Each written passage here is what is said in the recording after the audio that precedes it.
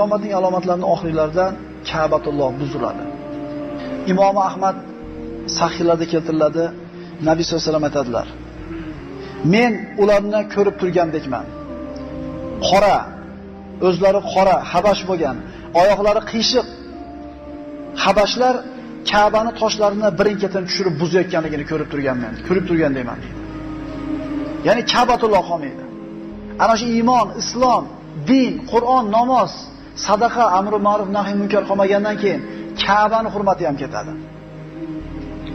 Ya'ni bo'ylari kichkina, oyoqlari qiyshiq qora habashlar Ka'bani toshlarini bitta-bitta tushirib buzayotganligini ko'rib turibman dedi Rasululloh sollallohu alayhi vasallam. Ka'ba qolmaydi. Qur'on qolmaydi. Namoz, roza, sadaqa qolmaydi. Amri ma'ruf, nahiy munkar qolmaydi. Fasod tarqaydi. Zino oshkor bo'ladi. Odamlar shu holatda qoladi. Bashariyat tufayli yer fasodga to'ladi. Shunda qiyomatning surat cholinishligidan avvalga qolgan oxirgi bitta alomat boshlanadi. Bu oxirgisi.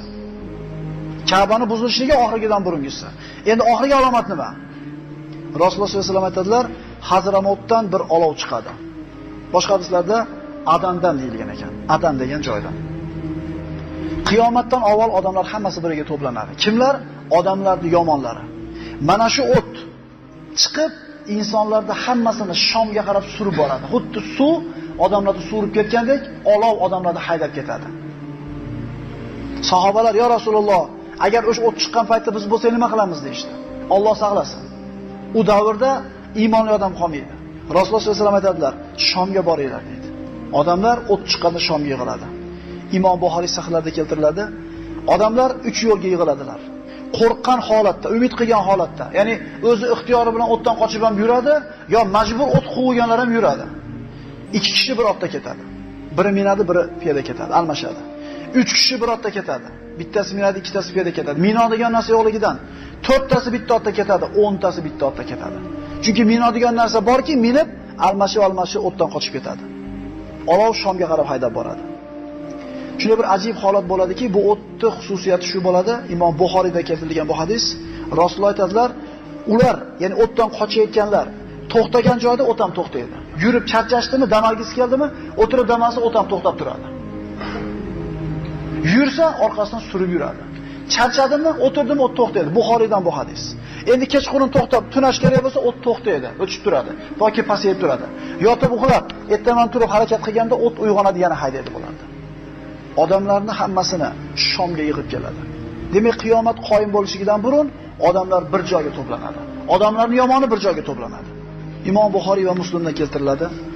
Ularga sodir bo'ladigan narsani bayon qilib Rasululloh aytadilar: Madinani ham odamlar tark qiladi.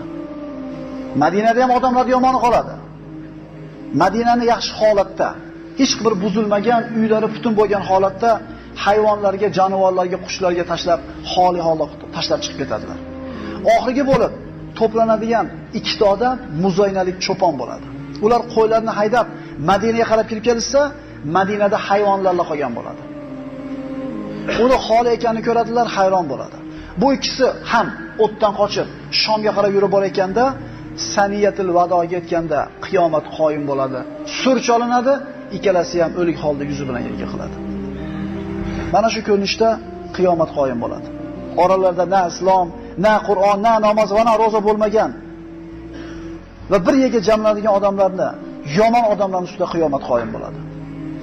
Nabiy sollallohu alayhi vasallam aytadilar, Abi Said al-Khudriydan: "Va kayfa an'am va sohibul qarn qad iltaqama al-qarn va hana jabhatahu va asgha samahu yantaziru an yumara an yanfiha lahu va yanfih." Qanaqa qilib rohatlanadi dedi Rasululloh. Qanday qilib rohatlanib yashay? Axir ana shu surni choladigan Isrofil og'ziga surni qo'yib turibdi. Peshonasini arshga qaratib quloq tutib turibdi. Buyurilishini kutyapti. Buyurilishiga choladi dedi. Qanday yashashi mumkin bundan keyin xotirjam dedi Rasululloh. Sahobalar: "Ya Rasululloh, biz nima deylik unda?" desa, "Hasbunalloh va ni'mal vakil" dedilar. Bizning hisobimiz Alloh taoloning qo'lida. Qiyomat qoyim bo'ladigan kun juma kuni bo'ladi. Imom Muslim rivoyatlarida Rasululloh aytadilar, quyosh chiqqan kunlarning eng yaxshisi jumadir. Bu kunda odam yaralgan, shu kunda jannatga kirgizilgan, shu kunda jannatdan chiqarilgan, qiyomat kuni ham juma kunida bo'ladi. Juma kuni bo'lsa, sur cholinishlikka hukm qilinadi. Inshaalloh keyingi darsimizda sur cholinishligida sodir bo'ladigan ishlar haqida gaplashgan bo'lamiz. Aqulu qawli hada va astagfirulloh li va lakum. Assalomu alaykum va rahmatullohi va barakatuh.